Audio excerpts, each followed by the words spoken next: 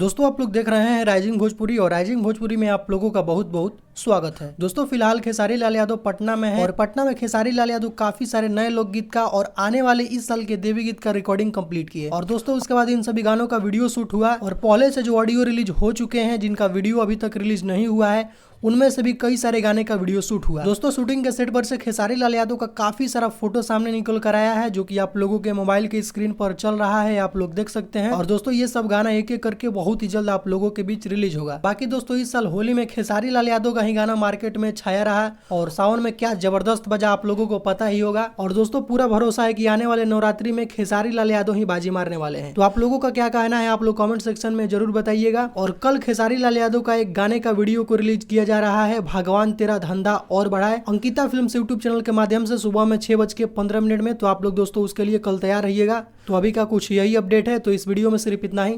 तो इस वीडियो को लाइक कीजिए, वॉच कीजिए और चैनल पर नए हैं तो चैनल को सब्सक्राइब करके बेल आइकन को प्रेस करके नोटिफिकेशन को ऑल कर लें। तो मिलते हैं एक नए वीडियो में। Thank you so much.